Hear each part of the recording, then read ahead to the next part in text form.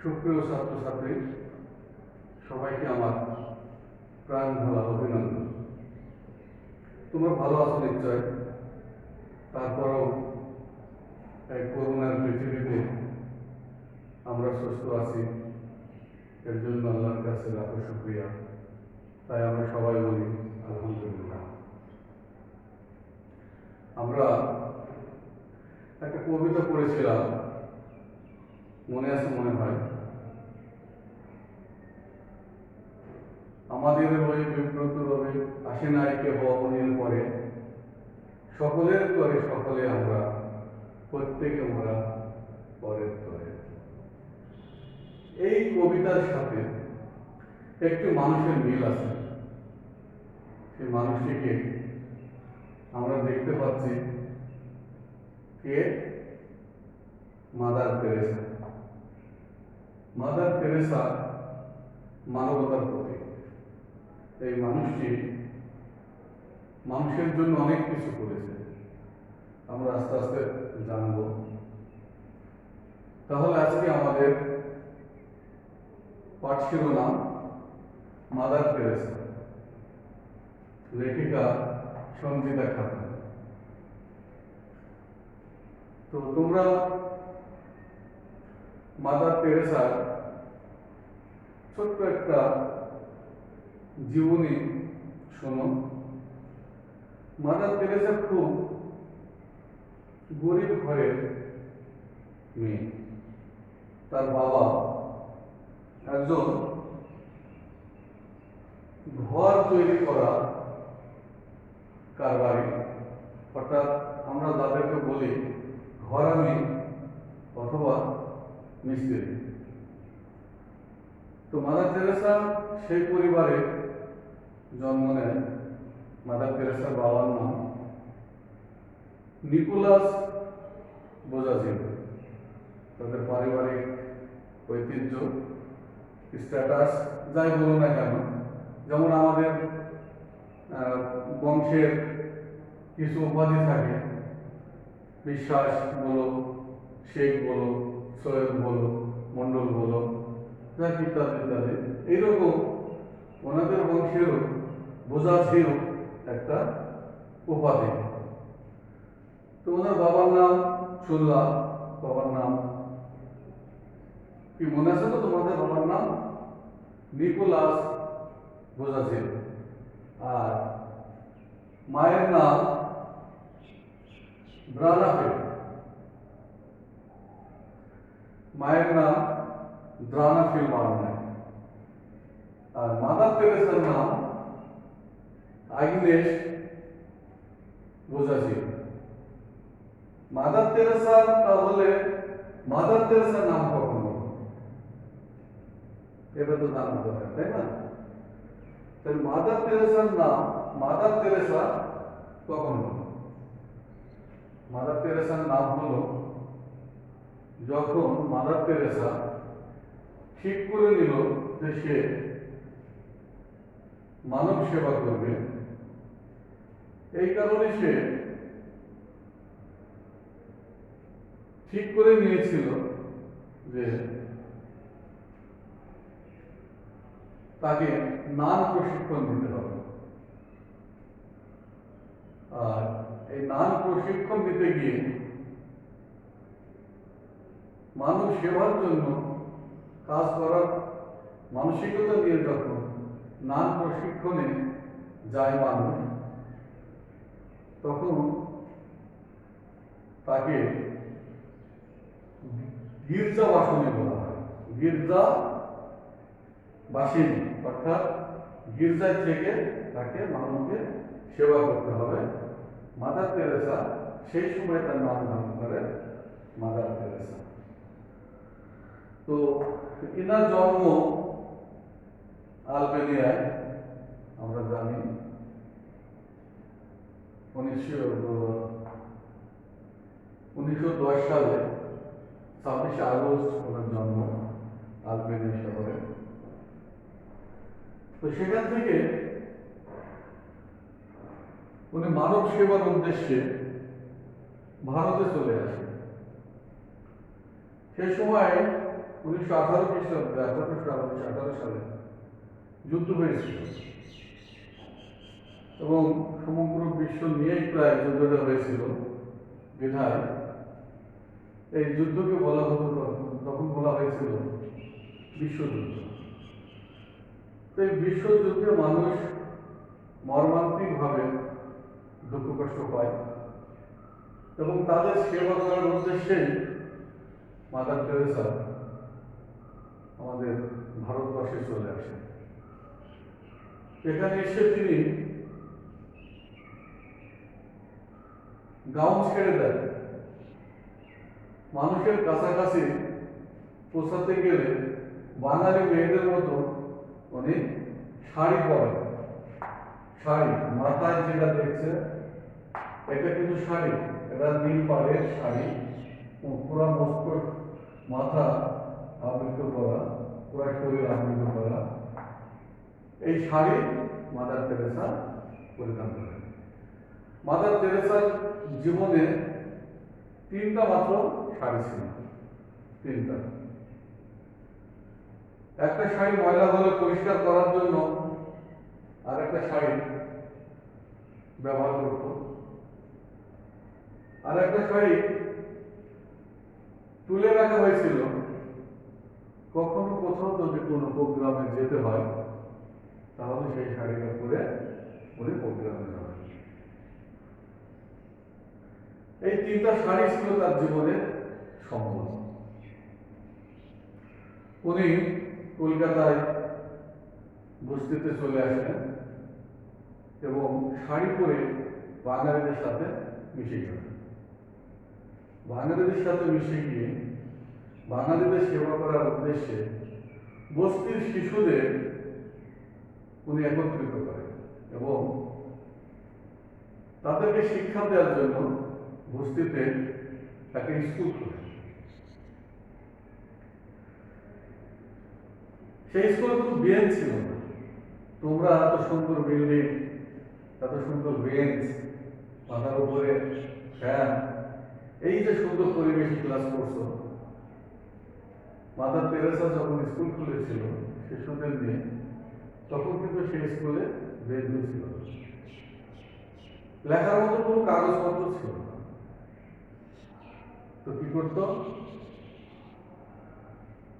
মাটিতে দাগ টেনে টেনে উনি বাচ্চাদেরকে অক্ষর শেখাতেন এবং ওই শিশুদের রাখার জন্য উনি শিশু ভবন খুলেছিলেন।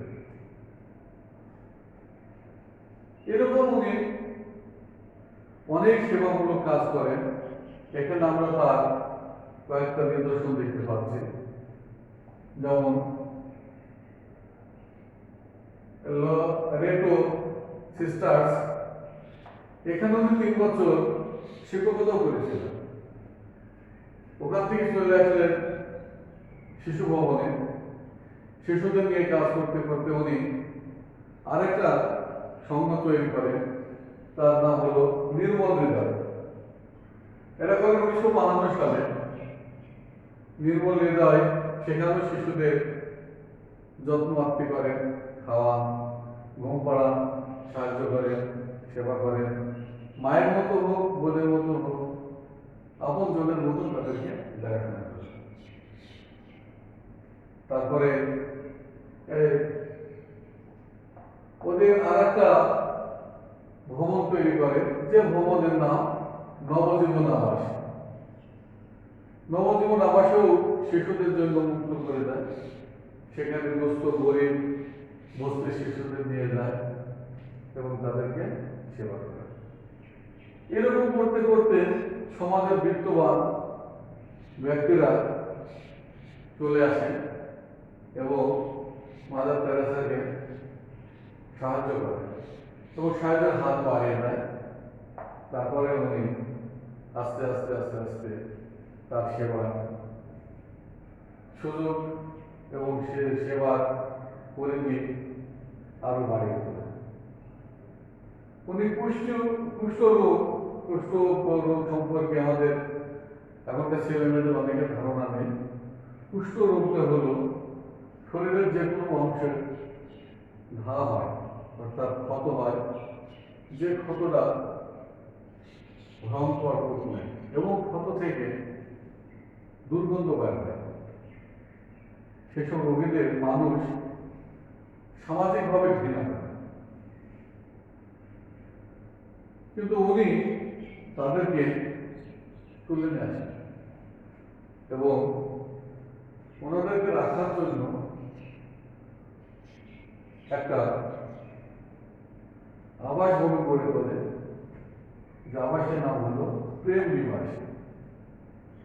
প্রেম নিবাসে কুষ্ঠ রোগীদের রাখে এবং কুষ্ঠ রোগীদের সেবা করে। তিনি এই সেবা কর্ম করার জন্য সারা বিশ্বে পরিচিত হন। বলা বাহুল্য 1971 সালে বাংলাদেশে যে মহান মুক্তিযুদ্ধ হয়, সেই মুক্তিযুদ্ধে আহত মুক্তিযোদ্ধাদের এবং সাধারণ জনগণকে সাহায্য করার জন্য উনি কিন্তু বাংলাদেশে আসেন। আসলে বিরাট ব্যাপার।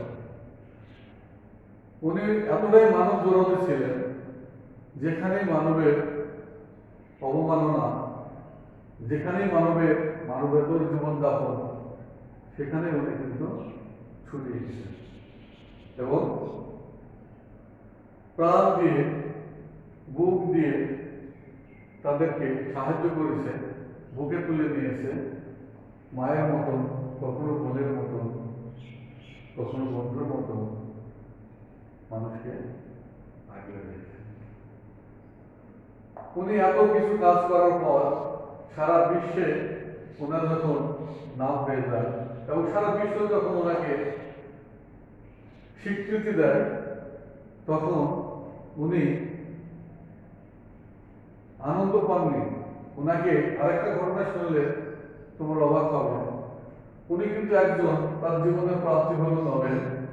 উনি যখন নোবেল পুরস্কার পান এবং ওনাকে নোবেল পুরস্কার দেওয়ার জন্য ওনার জন্য যে আয়োজন করা হয়, সংবর্ধনা দেওয়ার জন্য যে আয়োজন করা হয়, উনি কিন্তু সেই আয়োজন অনুষ্ঠানে যান না এবং উনি বলেছিলেন তাদেরকে যে আপনারা নোবেল পুরস্কার দেওয়ার জন্য, আমাকে সংবর্ধনা দেওয়ার জন্য যে অনুষ্ঠানটি আপনারা শুরু করেছেন, এই পারপাসে যে খরচটি হবে, খরচের টাকাটা আমাকে দিন। আমি এই টাকাটা গরিব মিসকিনদের বিলিয়ে দেব। ওনার প্রাপ্তির পুরস্কারের টাকাতেও সেই গরিব দুঃখী দুস্থ মানুষদের বিলিয়ে দিয়েছেন। এই মহান মহিষী নারী দেহটা ছেড়ে উনি চলে যান 1997 5ই সেপ্টেম্বরে, পৃথিবীর মায়া ত্যাগ করে, সংসার মায়া ত্যাগ করে, মহামায়া এই পৃথিবীর মায়া ত্যাগ করে চিরকালের জন্য উনি বিদায় নেন এই পৃথিবী থেকে। তো এই ছিল ওদের সংক্ষিপ্ত জীবনী। এর ভিতরে আরো অনেক কিছু আছে, তোমরা পড়ে দেখবে, আরো জানবে। খুব অল্প সময়ে ওনার গুণ কীর্তন করে শেষ করা যাবে না। তো আমরা এখানে পড়তে গিয়ে বেশ কিছু নতুন শব্দ পেয়েছি।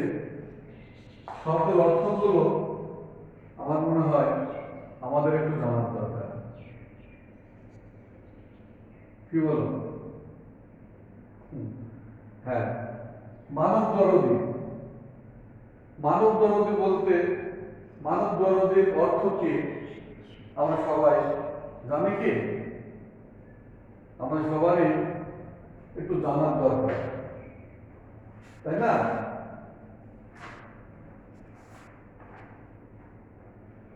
তাহলে মানব দরদী শব্দের অর্থ হলো কি?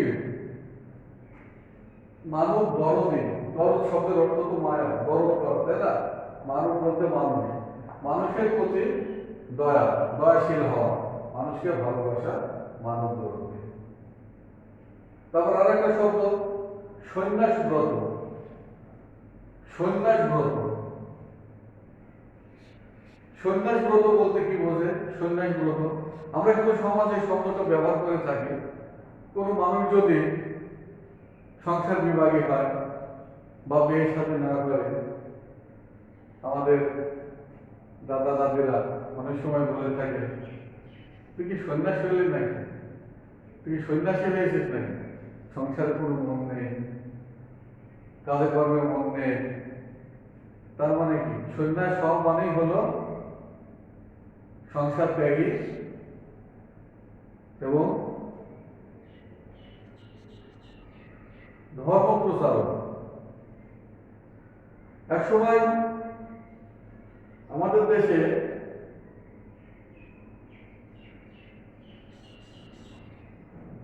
সন্ন্যাস বলে একটা, কি বলবো, একটা ধার্মিক গোত্র ছিল, তারা ধর্ম প্রচার করে বেড়াত। তারা একজন ছিল সন্ন্যাস, ছিল সুফিবাদ, ছিল বাউল, ছিল এরকম অনেক মতভেদের লোক ছিল। তো তার ভিতরে সন্ন্যাস। আর ব্রত হলো শিক্ষা,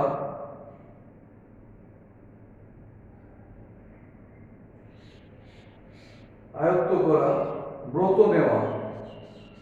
এখন এই শব্দগুলো সম্পর্কে আমাদেরকে জানতে হবে, কারণ ব্রত হলো শিক্ষা নেওয়া, তাহলে সন্ন্যাস ব্রত হলো ধর্ম প্রচারের শিক্ষা নেওয়া।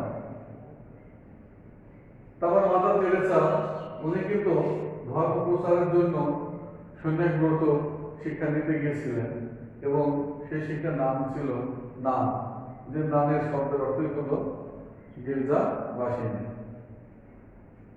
তারপর মিশনারি। মিশনারি সম্পর্কে আমাদের একটু ধারণা থাকা দরকার। এটা একটা খ্রিস্টান সংস্থা। আমরা অনেক সময়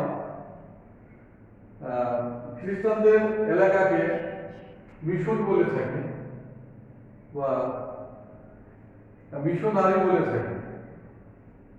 তো মিশনারি হলো ধরনের খ্রিস্টানদের ধর্ম প্রচারে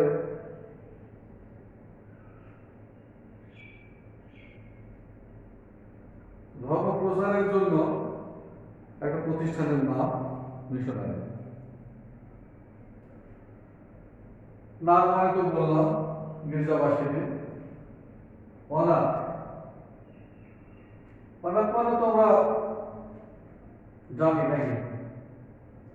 অনাথ অনেক সময় আমরা বলি যে অনাথ শিশুটি কি কষ্টেই না মানুষ হচ্ছে। অনাথ শব্দের অর্থ হলো যার কোনো বাবা মা বা এই পৃথিবীতে আপনজন নেই। সে অনাথ শিশুদের মাদার তেরেসা নিয়ে আসতেন এবং তার শিশু ভবনে রেখে তার বাবা মার অভাব পূরণ করতেন এবং তাকে মানুষ করার জন্য, শিক্ষা দীক্ষা দেওয়ার জন্য তার দায়িত্ব উনি নিতেন। তারপরে প্রশিক্ষণ। প্রশিক্ষণ তো আমরা বুঝি, প্রশিক্ষণ দেওয়া, প্রশিক্ষণ নেওয়া, শিক্ষা গ্রহণ করা, যেটা সেটা হলো প্রশিক্ষণ। তো আমরা আরো বেশ কিছু নতুন শব্দ আছে, যেমন রপ্ত। রপ্ত শব্দের অর্থ আমরা অনেকেই জানি, রপ্ত করা অর্থাৎ আয়ত্ত করা। অনেক সময় আমরা এই শব্দটা ব্যবহার করে থাকি যে তোমরা এই এতটুকু পড়া দিলাম, তোমরা রপ্ত করে নিও, বা পড়ে পড়ে মুখস্থ করে এটা রপ্ত করে নিও। এই শব্দগুলো আমরা অনেক সময় ব্যবহার করে থাকি। গাউন একটা পোশাকের নাম। তোমরা এখন এলাকায় খুব একটা দেখা যায় না, তবে খ্রিস্টান এলাকায় যারা সিস্টার ব্রত পালন করছে তারা গাউন পরিধান করে। গাউনটা হলো মেয়েদের বোরকার মতো, তারা গলা থেকে পা পর্যন্ত একেবারে পায়ের গোড়ালি ঢাকা না, পায়ের গোড়ালি থেকে একটু উপরে ওঠা, পুরা শরীর আবৃত করে রাখার মতন একটা পোশাক, তাকে বলা হয় গাউন। তারপরে আসছে আর একটা নতুন শব্দ, সেটা হলো সেবাব্রতী। তো বুঝতেই পারছো সেবাব্রতীটা কি? সেবা করা, আর ব্রতী হলো ব্রত নেওয়া বা শপথ নেওয়া, যে আমি সেবা করব এই মর্মে শপথ নিলাম। তারপরে ব্রত, ব্রত মানে আমরা খুব সহজ করে বুঝে থাকি সৎ কাজ করার জন্য কঠিন সাধনা। একটা সৎ কাজ করার জন্য কঠিন সাধনা হলো ব্রত। তো মোটামুটি এই কয়টা নতুন শব্দ সম্পর্কে আমরা পরিচিত হলাম। তোমাদের যদি কোনো সমস্যা থাকে আমার সাথে কথা বলে নিও। তো এখান থেকে আমরা কিছু জিনিস, বিশেষ করে কিছু জিনিস আমরা আজকে শিখলাম। সেটা হলো মাদার তেরেসার নাম কি করে হলো, মাদার তেরেসার ছোটবেলায় কি নাম ছিল, মাদার তেরেসার জন্ম কোথায়, কত সালে, এবং মাদার তেরেসার সংক্ষিপ্ত জীবনী। তো আশা করি তোমাদের ভালো লেগেছে। তবে আমাদের এখান থেকে কিছু প্রশ্ন তৈরি করা যায়, ছোট ছোট প্রশ্ন। শিক্ষক হিসাবে আমরা এগুলোই বলতে পারি যে মাদার তেরেসার